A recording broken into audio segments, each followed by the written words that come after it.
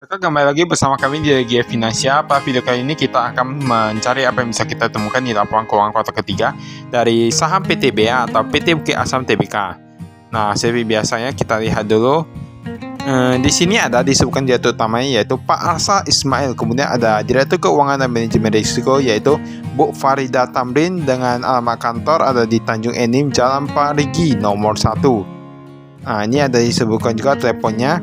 Kemudian di sini ada asetnya. Nah, kasnya ini kurang lebih 5,3 triliunan. Jadi menurun agak cukup banyak dari tahun lalu sekitar 7 triliunan. Utang usaha neto 2,8 triliunan menurun dari 3,5 triliunan, cukup bagus. Persediaan meningkat ya dari 3,8 menjadi 4,1 triliunan. Deposito berjangka di atas 3 bulan dan kurang dari 1 tahun, berarti jangka pendek nih. 632 miliaran dari 8,9 triliunan. Jadi depositonya itu tahun lalu kurang lebih 8,9 triliunan, sekarang menjadi 600 miliar saja. Nah, ini mungkin mereka ada alokasikan ke tempat lain ya, nanti kita lihat. Kemudian ini kita lihat piutang usaha. Piutang usaha tahun lalu ada 232 miliaran, untuk sekarang menjadi tidak ada. Untuk yang tidak lancar ya, ini untuk yang aset tidak lancar. Kemudian ada investasi pada entitas asosiasi.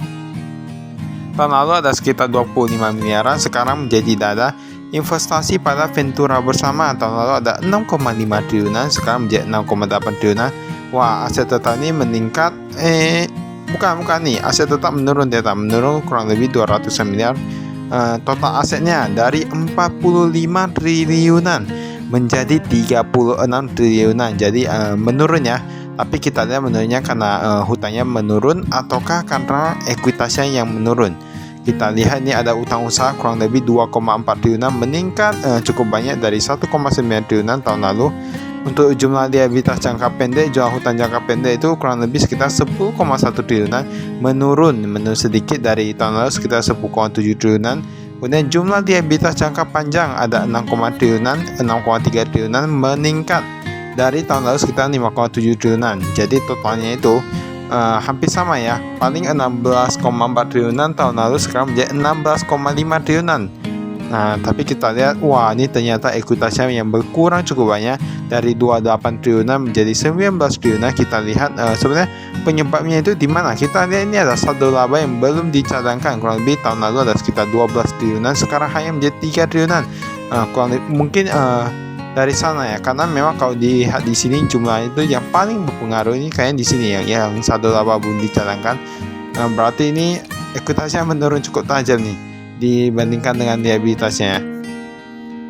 Sebenarnya agak kurang bagus kalau menurut kami, tapi lihatlah, mungkin mereka ada rencana pendapatan dari 31 triliunan tahun lalu sekarang menjadi 27 triliunan, jadi menurun sedikit.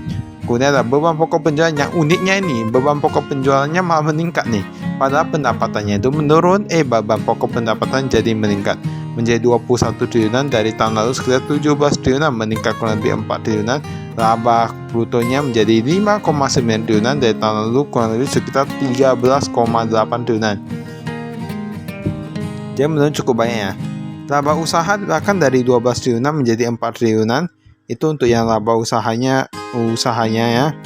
Kemudian kita lihat penghasilan keuangan sedikit meningkat dari 296 miliaran menjadi 500 miliaran.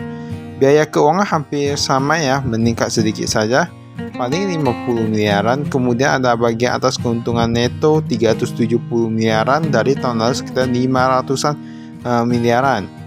Kemudian kita lihat laba periode berjalan. Wah, ini ada 3,9 miliaran dari 3,9 triliunan dari 10 triliunan. Tapi yang kita lihat itu yang di kepala entitas induk ya, kurang lebih 3,7 triliunan dari tahun lalu sekitar 10 triliunan. Jadi kita anggap saja 3,7 triliunan ya. Di sini ada arus kas dari aktivitas operasional.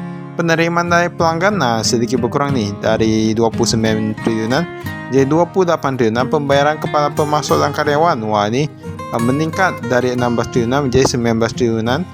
Ini ada penerimaan pengembalian pajak, penerimaan bunga agak meningkat ya, tadi sudah dibahas menjadi 500 miliaran, meningkat 2 kali lipat ya.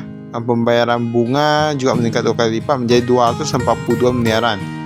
Untuk yang dari operasional, untuk arus kasnya ini dari 9,5 triliunan menjadi 3,8 triliunan. Itu artinya kas di tangannya itu agak berkurang ya dari tahun lalu. Kau lihat dari sini, punya arus kas dari aktivitas investasi, pertambahan aset tetap dan tanaman produktif. Nah, ini mengapa kita bilang PTB ada tanaman produktif? Karena mereka memang ada jual kelapa sawit juga ya.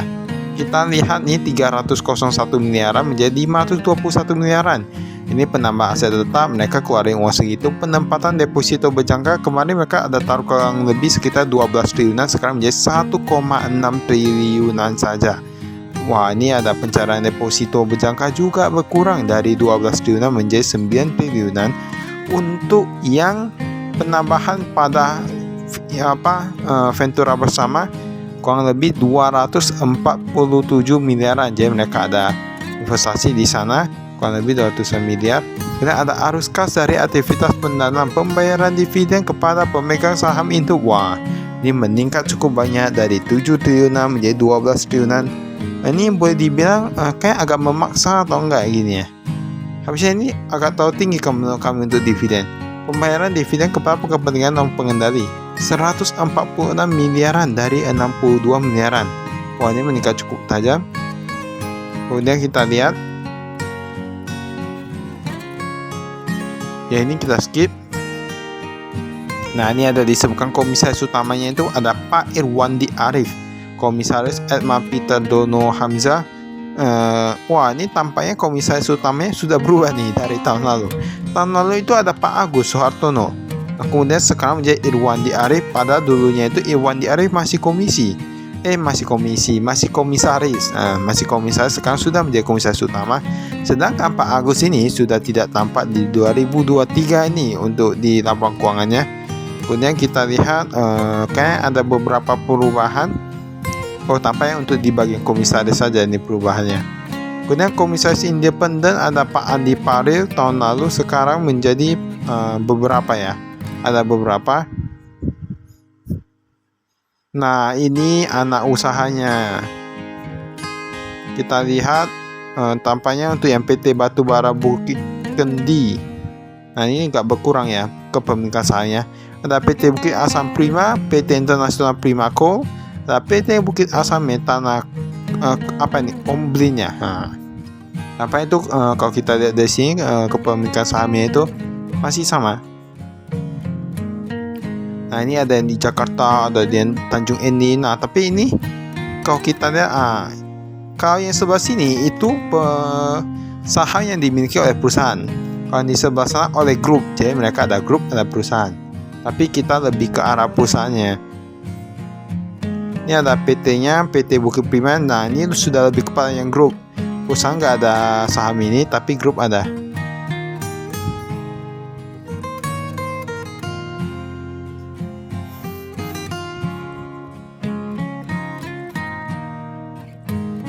Ya, ini kita skip.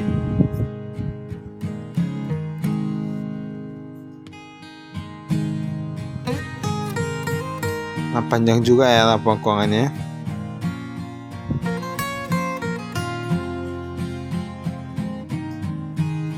Ini kita skip. Nah, ini udah sampai di kas di bank. Nah, kas di tangan itu kemarin ada 469 juta, sekarang menjadi 470 juta, jadi meningkat kurang lebih 1 juta. Kemudian untuk kas di bank untuk yang rupiah ya, ini yang rupiah. Pihak ketiga, pihak berelasi sedikit menurun dari 981 miliaran, sekarang menjadi 500 miliaran. Kemudian ada pihak ketiga yaitu Bank Pembangunan Daerah Sumatera Selatan dan Bangka Belitung BPD Sumsel Babel. Kurang lebih sekitar 6 miliaran. Nah, berkurang dari tahun lalu 58 miliaran. Jadi ini rata-rata kasnya menyusut.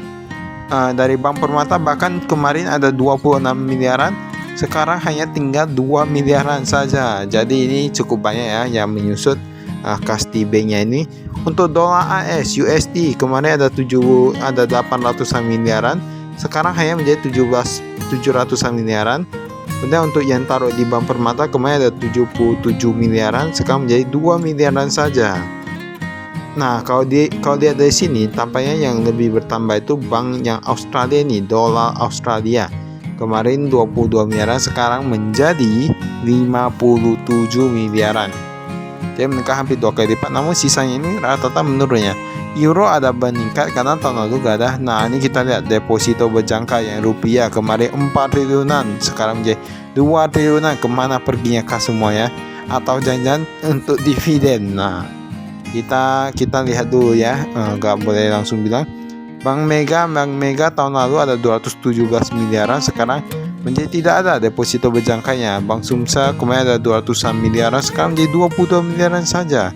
Rata-rata semua berkurang. Kita lihat jumlah kas dan setara kas, kemarin ada 7 triliunan, sekarang menjadi 5,3 triliunan.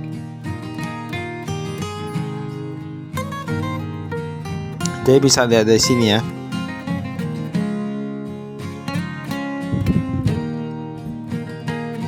Ini bunganya tadi. Ini deposito yang di atas 3 bulan tapi kurang dari 1 tahun, berarti jangka pendek nih. Yang rupiah pihak berelasi ada 632 miliar dari 6 triliunan. Wah, ini menurun boleh dibilang beberapa kali lipat nih. Pihak ketiga yang rupiah ada PT Sumber Segara Primadaya, PT Bukit Batu Mulia, PT Indosemen Tunggal Perkasa. Nah, ini untuk yang apa ya? Doa AS ini piutang nih. Sumber Segara Primadana, PT Bukit Batu. Ini ada doa AS, ada KCH Energi. Nah, ada belum bayar 200-an miliaran. Airwood Resources belum bayar 188 miliaran. Indo Pacific, nah agak berkurang ya dari tahun lalu. Baldes, piutangnya 76 miliaran. Jadi ini ada beberapa perusahaan yang dia menjadi perusahaan baru. Ada juga yang dia perusahaannya sudah gak ada di 2023.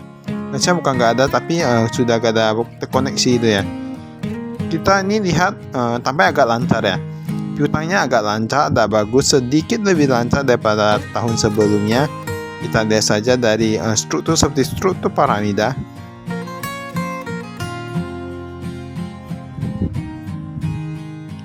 Ini aset keuangan dinilai melalui pendapatan lain. Perusahaan penerbit medium term notes. Jadi instrumen investasi ini. Dan rupiah tingkat suku bunga 7,2%. Ada obligasi PT Pertamina, PT PLN, KAI, Dana Reksa, SMI seri A, SMS seri B. Nah, ini jadi banyak nih. Persediaan, kita lihat persediaan batu bara meningkat sedikit dari 3,6 triliunan sekarang menjadi 3,8 triliunan. Perlengkapan dan suku cadang, wah ini meningkat sedikit menjadi 367 miliar. Untuk minyak kelapa sawit dan kernel kemarin cuma 916 juta saja, sekarang menjadi 4 miliaran.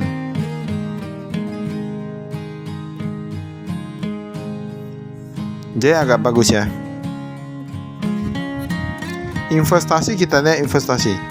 Untuk yang tahun lalu ada di TPA dan MHB dan lain-lain, sekarang sudah gak ada untuk tahun ini. Kita bisa lihat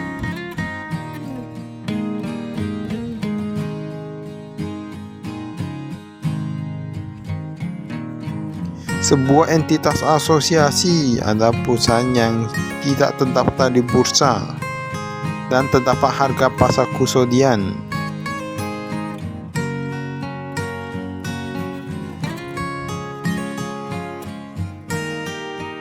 Investasi pada Ventura bersama.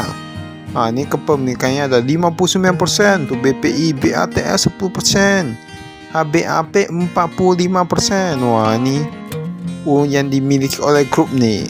Kalau ini yang dimiliki oleh grup.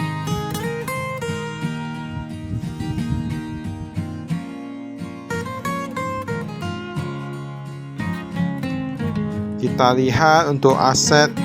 Nah, ini ulang ya dari yang tadi. Pendapatan 800 miliar pada tahun lalu 831 miliaran. Beban pokok pendapatan sedikit meningkat walaupun pendapatannya berkurang. Beban umum dan administrasi ini tadi sudah ada kayaknya di atas yang kita bahas tadi yang sejak di awal tuh. Jadi ini bisa lihat ulang ya ini ya.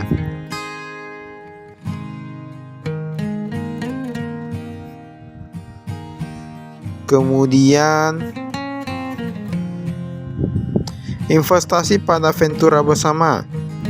Pendapatan beban pokok, pendapatan penghasilan keuangan. Nah, ini untuk yang Ventura bersama.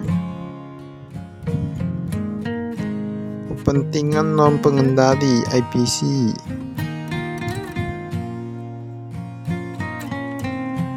Kita lihat ini ada perubahan asumsi tapi gak ada penambahan ya.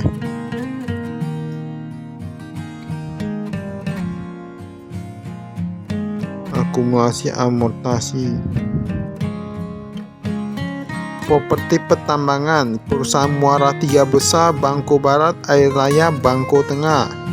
Wah, ini properti perusahaan nih. Nah, tambang dan lain-lain. Yang aset tetap.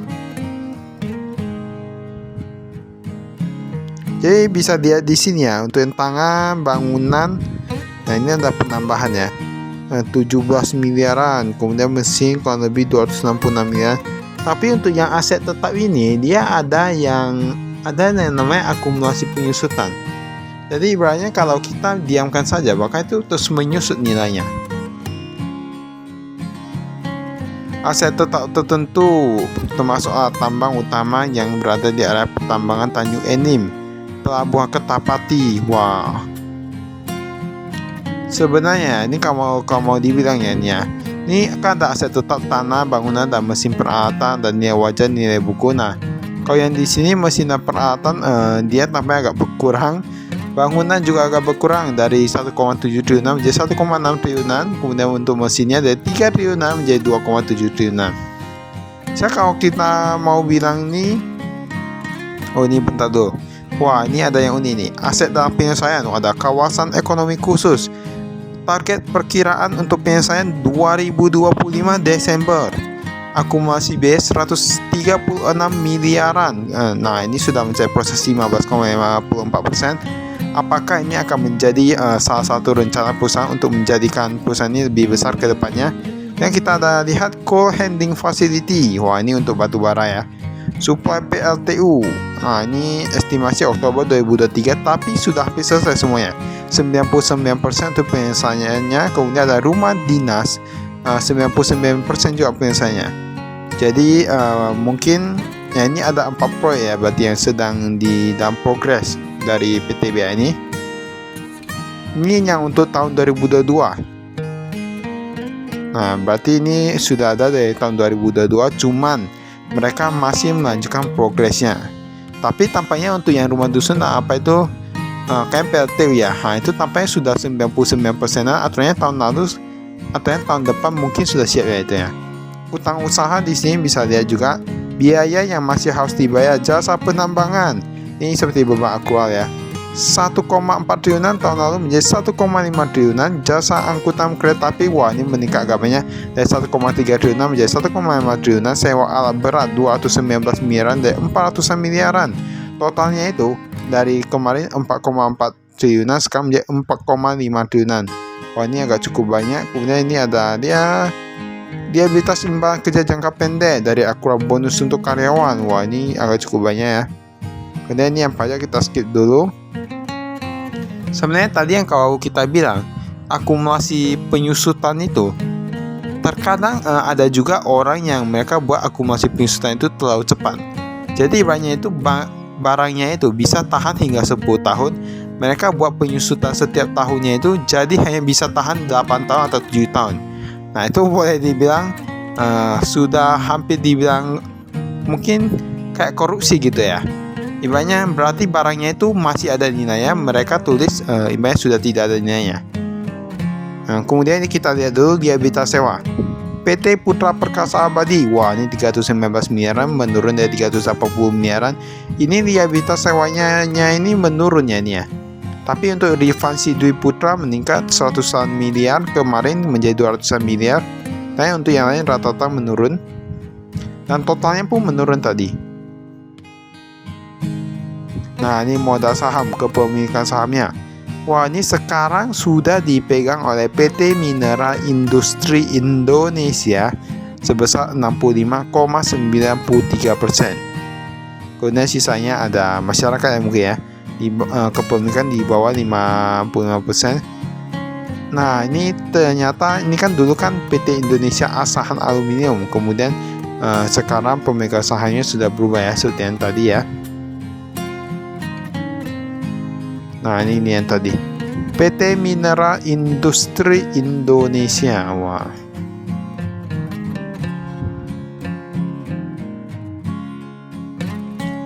Kemudian kita lihat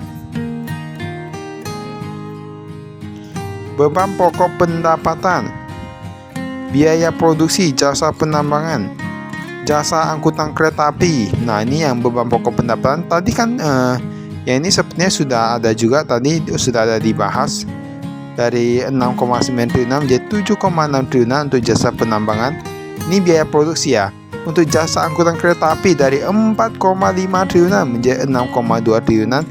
Bahan bakar dan pelumas dari 1,3 triliunan menjadi 1 triliunan, agak menurun. Gaji upah dan karyawan 728 miliaran, menurun dari 813 miliaran. Jadi overall itu totalnya itu tadi 2 menjadi 21 triliunan dari kemarin 17 triliunan. Ini beban, ini biaya produksi nih.